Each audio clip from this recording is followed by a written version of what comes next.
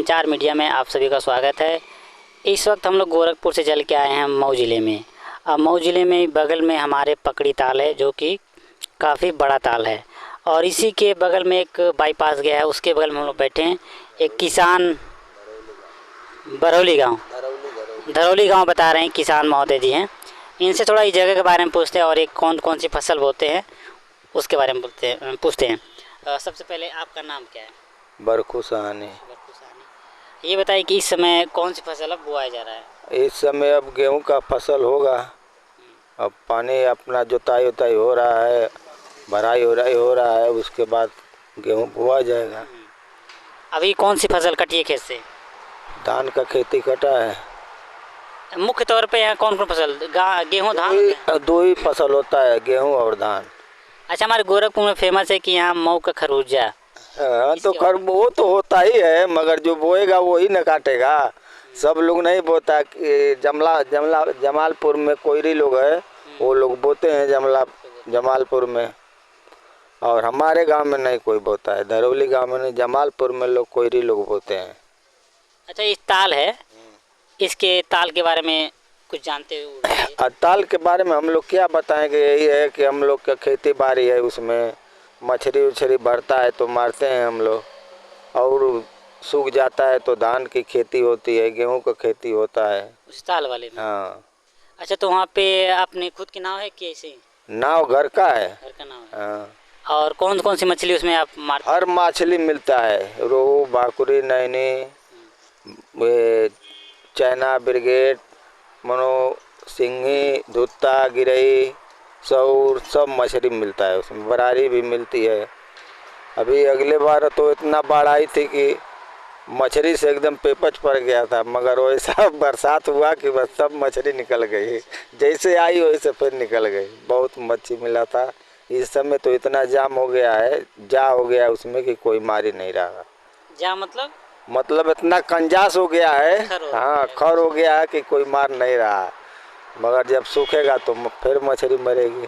अच्छा, तो उसमें जब मछली मारते हैं तो क्या कोई प्रशासन कोई बोलता नहीं है? कोई मार सकता है? नहीं, कोई नहीं बोलता है। अपना ताल है तो कौन बोलेगा, प्रशासन का थोड़ी ना है। हम लोग का सब नंबर है, खेती है, उसमें खेती करते हैं, नाम से सब नंबर है। जो बंजर रहेगा वो बंजर, बाकी है वो बंजर तो ख़त्म हो गया है, मगर जितना नाम से ज़मीन है वो सबका है। अच्छा, यहाँ मऊ ज़िले में कोई फेमस जगह है, कोई यादगार चीज़ें अच्छी है इसके बारे में? फेमस के बारे में हम नहीं बता पाएंगे। हम गृहस्थ आदमी में ज़्यादा घूमते फिरते नहीं हैं, अपने खेती से मतलब रखते हैं। बस काटो पीटो अपना करो, बस घूमने वाला काम नहीं हमारे। आपने पढ़ाई कितनी करी है? पढ़ाई एक भी नहीं किया। और आपके बच्चे? हमारे बच्चे सब पढ़े हैं। दो तो एक बीए किया है, और दो लड़के 12 पास किए हैं। एक लड़का 8 पास करके छोड़ दिया है, मतलब कि अपना रोजगार धंधा कर रहा है। और बाकी लोग?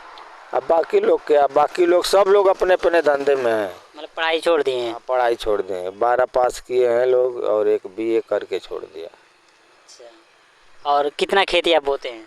हमारे पास ज़्यादा खेती नहीं है, मुश्किल से 2 भाई हम लोग हैं। अपने बाप का 2 भाई थे, बहुत कुल मिला के 1.5 बीघा खेती होगा बस। अच्छा, ये एक योजना है किसान सम्मान निधि योजना, क्या उसके बारे में जानते हैं? नहीं, हम नहीं जानते। ऐसी सरकारी योजना है, इसी में जो है किसानों को हर 3 महीने में 2000 रुपये मिलते हैं। प्रधानमंत्री मोदी ने भी इसका हाँ, ये मिलता है। आपने उसमें आवेदन नहीं किया? नहीं, हमको खेती का मतलब सब लगा कर भेजा हूँ, तो उसी के हिसाब से मिलता है। ऐसे खेत में जिसका नाम रहता है उसका आधार कार्ड, बैंक पासबुक, सब चीज़ें लगती हैं। जब अप्रूव हो जाता है तो पैसे आने लगते हैं। हाँ, आता किए है। आप? हाँ, किया तभी ना आता है। और यहाँ खाद और बीज जो लेते हैं, कहाँ लेते हैं? खाद और बीज देखिए है, उथू है, मगर सबको नहीं मिलता है। सबको नहीं मिल रहा है वहाँ पर। नहीं, खाद बीज का दुकान है तो सब लेकर करते हैं।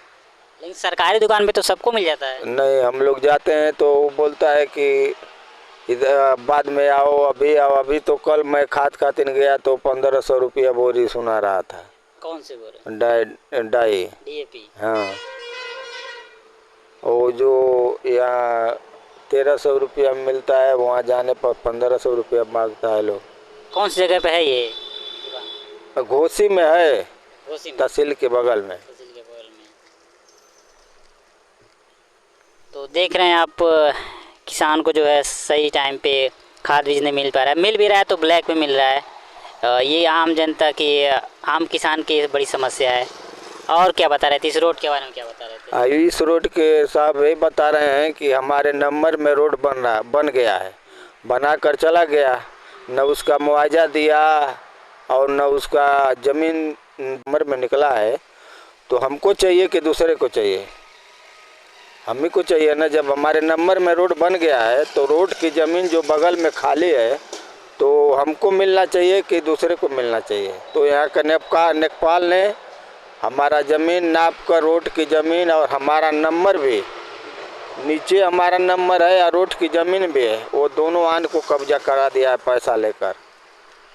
अजय नेकपाल ने पैसा लेकर और रोड की ज़मीन और हमारा नंबर दोनों कब्जा कर दिया है दूसरे को।